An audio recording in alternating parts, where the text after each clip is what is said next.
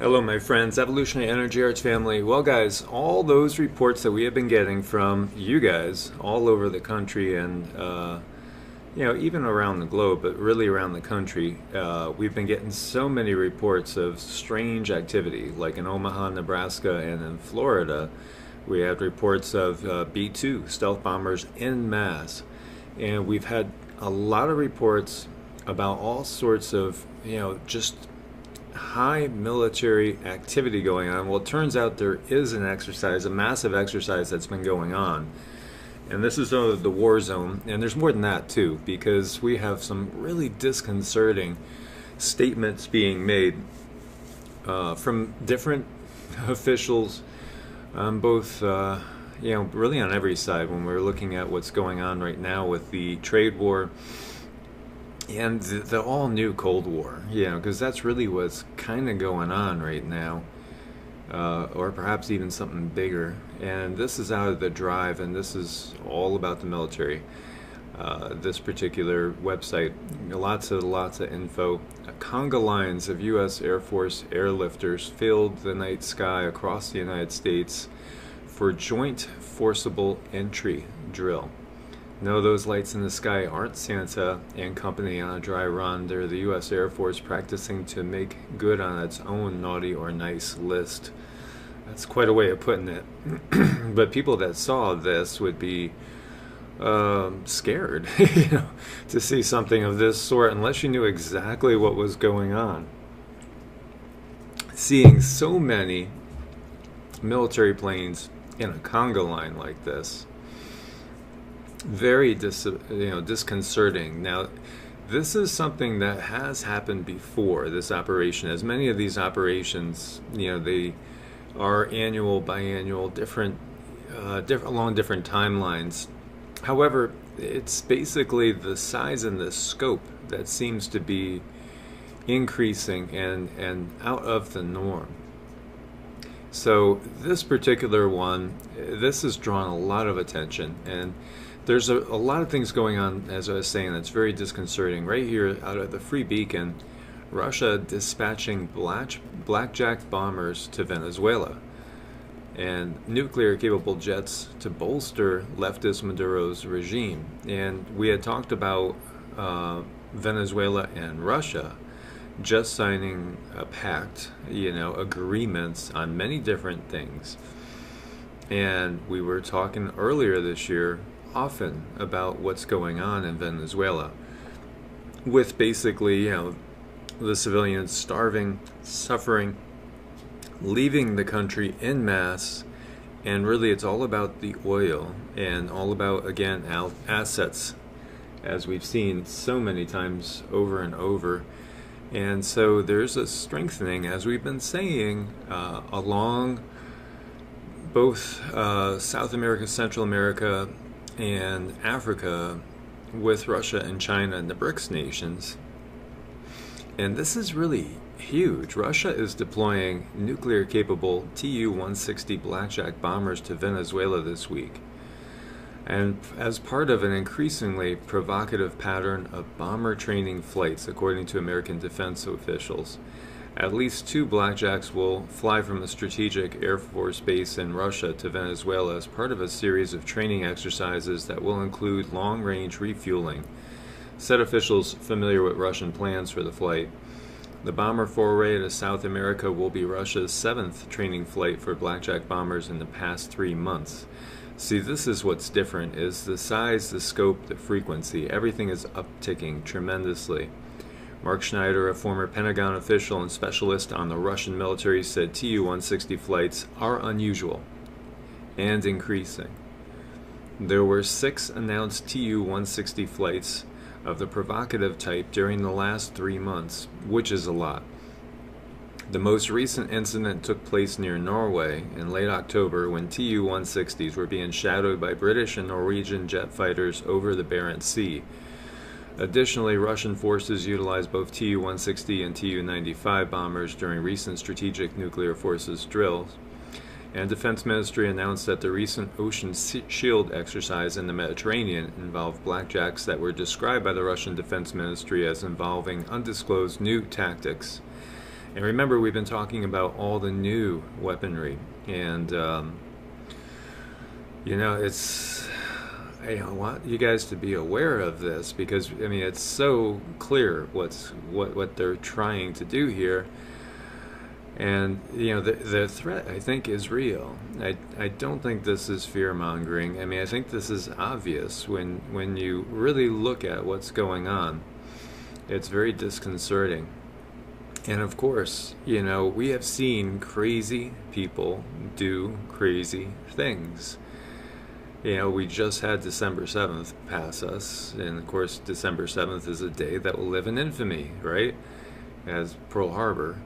And we saw blitzkrieg with the Nazis, going into Poland, and Poland trying to fight the Nazi Panzer tanks with cavalry, as they were just so at a disadvantage. And Poland's in the news again, too, as we're going to see. As much as I hate to see this stuff, again, we can't have our heads in the sand, and we have to be aware of what's going on around us. So the announced Tu-160 flights over the North Pole is also unusual, as well as clearly aimed at us, Schneider said. In August, 2 Blackjacks flew to the North Pole. The Pentagon is expected to closely monitor the Blackjacks because of their potential to fire nuclear-armed cruise missiles at U.S. targets. A Pentagon spokesperson could not be reached for a comment Sunday. Russian President Vladimir Putin announced in January 2018 that the military is investing $2.8 billion to modernize the Tu-160 fleet with new engines and advanced avionics. And something doesn't add up when we're seeing the quote-unquote cuts to the Russian military, and we're seeing all these new and very modernized and updated military equipment and hardware coming across. Putin recently stepped up threatening rhetoric against the United States following the announcement by the Trump administration that it will pull out of the 1987 Intermediate Range Nuclear Forces Treaty over Moscow's violations on the accord. And Russia used Tu-160s in Syria in firing long-range cruise missiles. So, this is disconcerting, and we have tweets everywhere. There's tweets everywhere about this. Over here, multiple C-17As with thug call signs en route to march ARB from the Nevada desert as part of JFEX, which is Joint Forcible Entry Exercise 18B.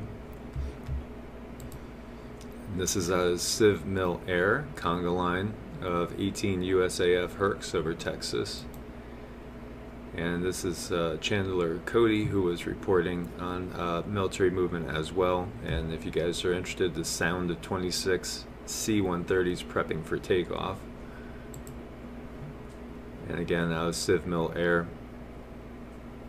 And it's busy out there. According to all sources, there's a lot of activity ongoing in many areas. And then we have this coming out of the Taiwan news. Senior Chinese military officials urge plan to attack U.S. naval vessels in South China Sea. And so this is even more disconcerting news when we see all this warmongering, shield rattling and rhetoric going on, but not just rhetoric, there's action going on. The exercises that we've seen are on a scale each time that precedes anything we've seen before. So there's most definitely a buildup going on. And here at a conference held in Beijing on Saturday, Chinese government and military officials discussed issues in the South China Sea, current state of relations between the U.S. and China. Chinese media reports that the situation in the South China Sea is expected to grow more intense over the coming year, with one senior military official also declaring that China should be prepared to attack the United States naval vessels should the U.S. violate Chinese territorial waters. And, this is the quote down here. If a U.S. warship breaks into Chinese waters again, they suggest that 2 warships should be sent, one to stop it, another to ram it. In our territorial waters, we won't allow U.S. warships to create disturbance. So definitely an uptick, and this comes when, as we covered yesterday, China summoning U.S. envoy over the Huawei CFO that was arrested. And so this is just another thorn in the side. And here we have a cunning plan. Poland wants to set up a U.S. military base right next to the Russian one in Kaliningrad, right across from it. And Poland and U.S. are reportedly in talks over setting up an American base on the border with Kaliningrad, the Russian enclave on the Baltic Sea. How serious and, most importantly, how realistic are Warsaw's plans, as really they would be overrun again in a matter of moments, just like they were by the Nazis back in World War II. And there's not enough U.S. military presence there to slow down the Russians if anything did happen there. Now, as we were talking about, these have been ongoing, and so this is from last year, in December 15th, and it was a massive, again, cross-country airlift exercise, and it was the largest of its kind last year. So last year around this time we had something not as big but similar, and so it could just simply be an annual thing, but we have other things going on as well. And then again, the intensity and the amount of hardware and assets that are being seen are unprecedented. And this goes back to April 20th. And again, huge strategic exercises underway with have to B-2 fleet. And we've seen tons of B-2s all over the country. More and more stealth bombers, as you look at one right here. And so obviously, that's not a good sign. Things have been ramping up, continually ramping up. And this is at a zero hedge. Large-scale U.S. Air Force war drill over Nevada, simulated forcible entry maneuver, war preparations. And so, this is again going over everything that we just talked about and giving you a whole laundry list of things going on right now militarily. As, this is something they have done before, this exercise. And a lot of these exercises will be done right up until the point of doing a actual military intervention or military exercise of some kind. It's just, it's part of what happens. However, it's the amount of equipment, again, as you can see here, and there's some videos for you guys to fly, that is just continually ramping up, and we have other things going on as well. So, when you look at this, he sums up basically saying JFX has become far more relevant in recent years as the U.S. has started to come to terms with the reality that winning an expeditionary fight against a pure state competitor is increasingly dubious challenge, as we had those reports come out saying that the U.S. might not be able to beat China or Russia outright. And if guaranteed, if you're fighting one, you're fighting the other, and you're not just fighting them. You're going to be fighting half a dozen to a dozen countries at once, is most likely the case. So being able to use the Pentagon's potent but limited airlift capacity to rapidly open up new bases of operation and vectors of attack, even at very austere and remote locales, is becoming a key tenet of future combat operations. This is exactly what JFX is all about, punching into the contested territory over long distances by surprise and setting up a foothold for expanded operations. So with massive war preparations underway, who is the United States Air Force planning to invade next? And that's how they leave this article. So, is it a case of planning to invade somebody else next? Or will it be perhaps the reverse situation, as so many people have seen? And with Russia now dispatching these blackjack bombers to Venezuela, perhaps there will be bases in Venezuela as part of this agreement. And we've seen, obviously in our past history, the bases in Cuba. So again, what's really going on? That's the question. What's really going on? These are tenuous times, and this is all increasing, it seems, rapidly every single day. So, my friends, as part of your preparations, just keep these things in mind as well. And follow your instincts, follow your guts, and be ready for anything that could happen as well as you possibly could. And I look forward to your comments as always. Let's know what you're thinking out there and what you're seeing. And thank you everybody that's been sending me all the info, news, and reports about what's going on in your area. Because everything you guys were saying, here is exactly verification of what you were saying. And it's definitely concerning. So, my friends, as always, may you be blessed with abundant peace, love, happiness, health, and well-being. Stay safe out there, my friends. God bless and namaste.